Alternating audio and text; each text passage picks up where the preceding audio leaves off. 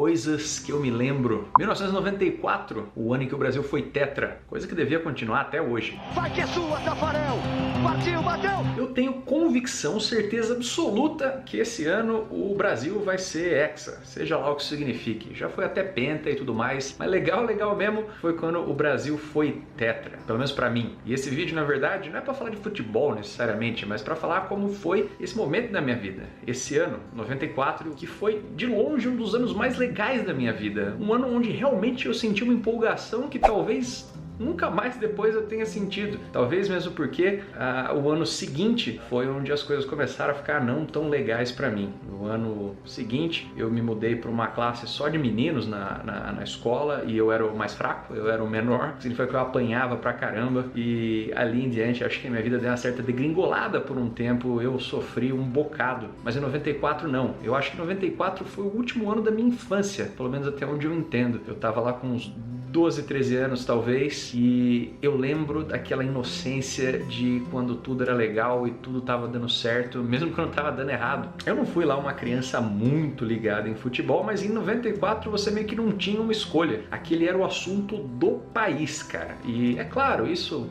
pão e circo, caramba, cobre várias coisas, tudo bem, mas eu era uma criança, cara, e eu lembro da minha empolgação naquela época com tudo que estava acontecendo na minha vida. Isso foi um ano depois de ter lançado Jurassic Park, então uma das grandes paixões da minha vida, que eram dinossauros, era o que estava se falando no mundo todo, e eu tinha um monte de bonequinho, livro, álbum de figurinha, e eu ficava muito feliz com aquilo. Era uma época onde ser criança, eu sinto que era meio difícil, os anos 90 eram uma época um pouco conturbada, mas que a gente estava também num momento de auge ali. Eu chegava da escola e assistia TV Colosso, era legal pra caramba. Eu assistia Família Dinossauro, era um negócio que eu adorava, cara. Eu via como aquilo representava talvez a minha família, aquilo me ensinava sobre o mundo, e eu me sentia uma criança muito antenada vendo aquilo. E veio a Copa do Mundo nos Estados Unidos. Os Estados Unidos naquela época era um lugar um pouco mais místico pra gente aqui do Brasil, porque há pouco tempo você tinha o processo de abertura, onde começavam a chegar algumas coisas aqui, chiclete, brinquedo, caramba. Então, quando você pensava em Estados Unidos naquela época, você pensava em caramba, lá é onde as coisas legais existem, né? É lá onde tem aquele chocolate da hora, onde tem aquele chiclete de Band-Aid.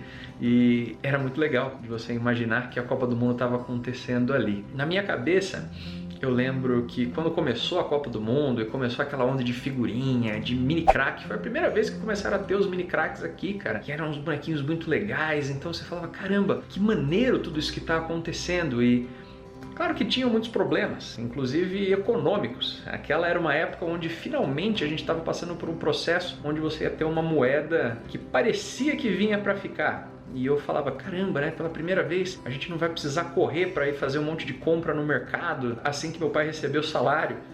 Então, quando começaram os jogos, eu sentia que a vida estava arrumando para um momento onde as coisas iam ser legais, onde as coisas iam se encaixar. Era uma grande ilusão, é claro. Como eu disse, os anos seguintes foram um bocado difíceis, mas de novo, eu era uma criança. E como uma criança, aquela ilusão de que se o Brasil ganhasse, tudo ia dar certo, era uma coisa importante para mim.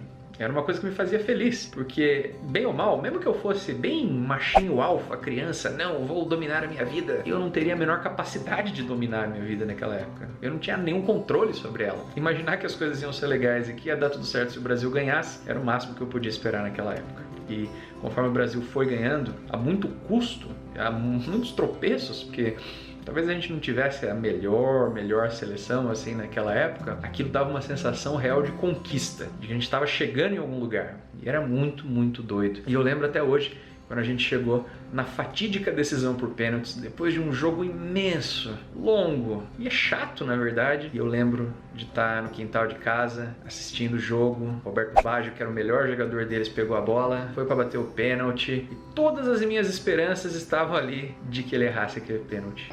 Baggio e Tafarel, vai partir, vai que é sua, Tafarel, partiu, bateu, acabou! E ele errou, chutou para cima. É tetra!